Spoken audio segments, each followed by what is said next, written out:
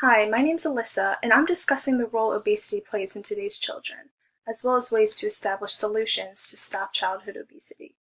Childhood obesity is on a rampage and is continuing to grow.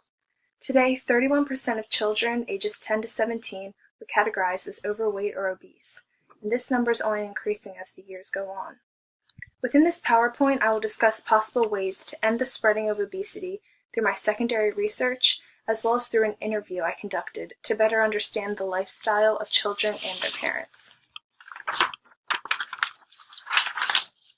This outline slide contains the overall topics I will discuss regarding my research.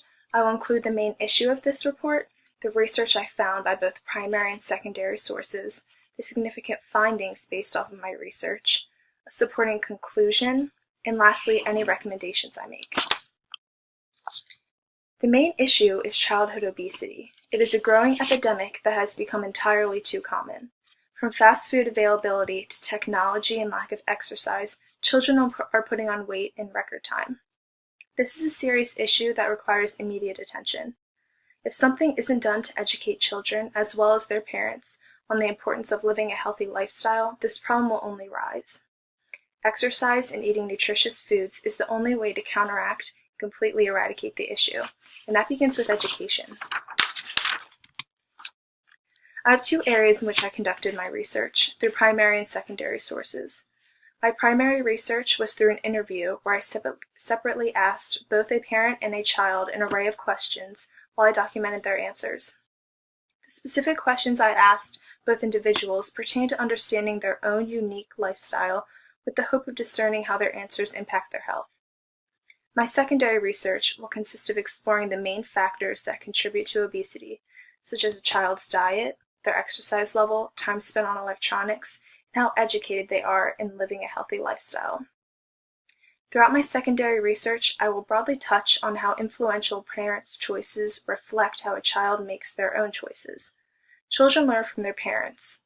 So if a child is consistently given high energy dense foods, such as fast food meals, on a daily basis, they will solely want those specific types of foods. These foods cause the child to become overweight and eventually obese. I'd like to begin by discussing the information I found throughout my secondary research. Point 1 says children must have a healthy balance between the amount of calories they intake and the calories that are utilized.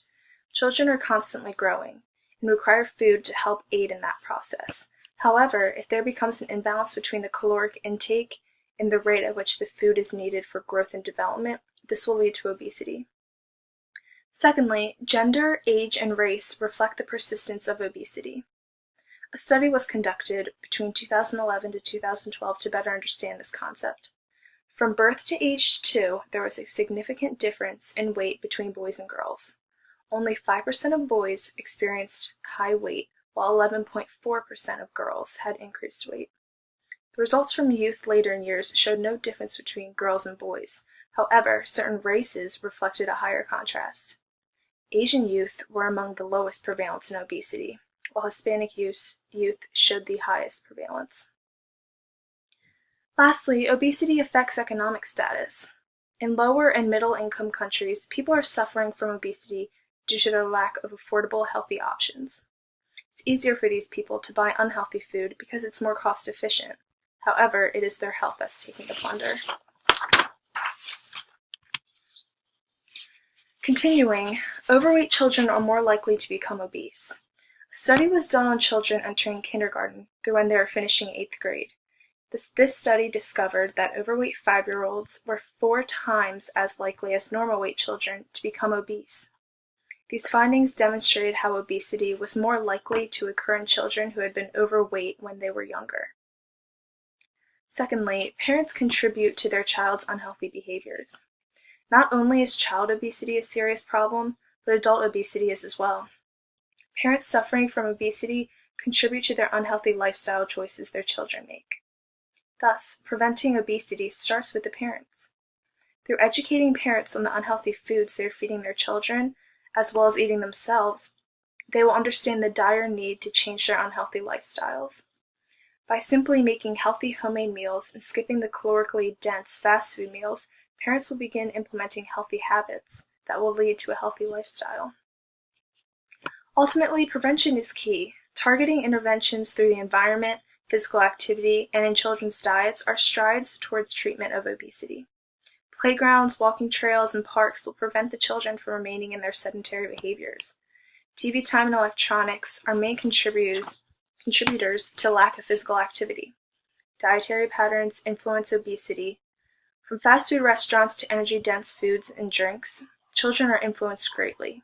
The media does a great job at drawing them in through their use of key strategies.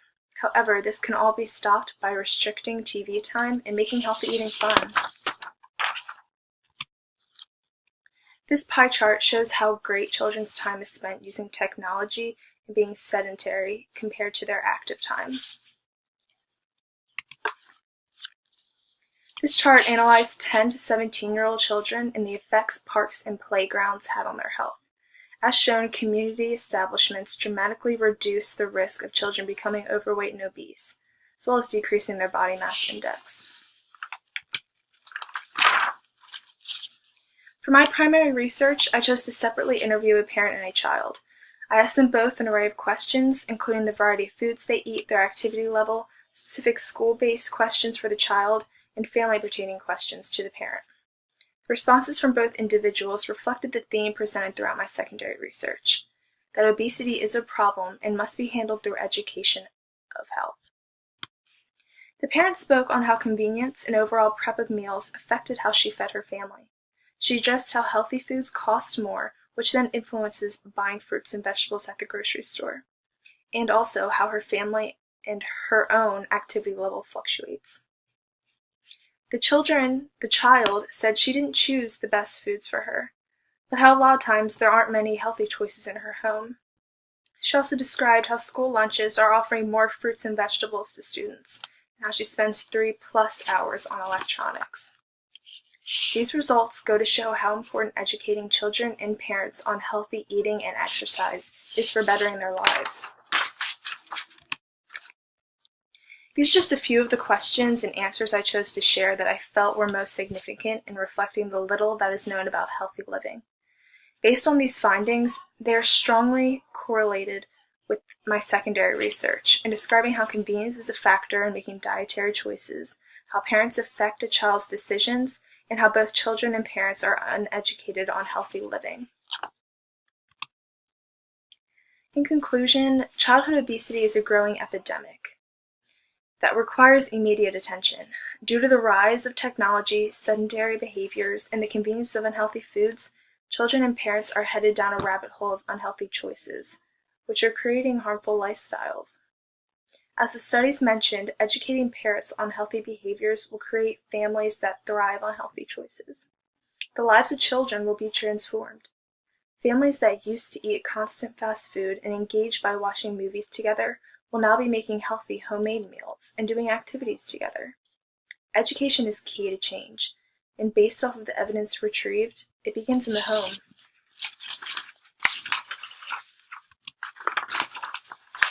I did discover some limitations.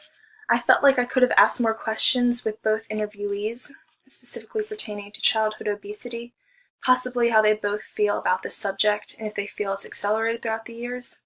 However, being that I did not ask those questions, I think it enhanced my report and left the audience wondering exactly how parents and children feel towards childhood obesity. Overall, I am happy with the questions I asked and believe they greatly benefited my research.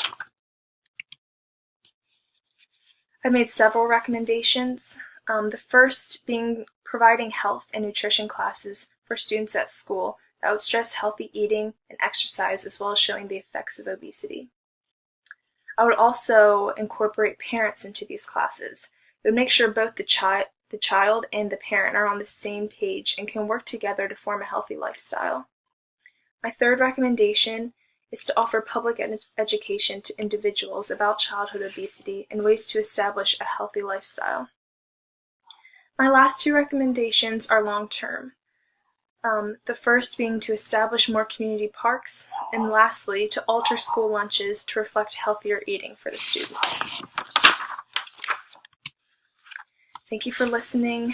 If you have any questions about my presentation, feel free to email. Thank you.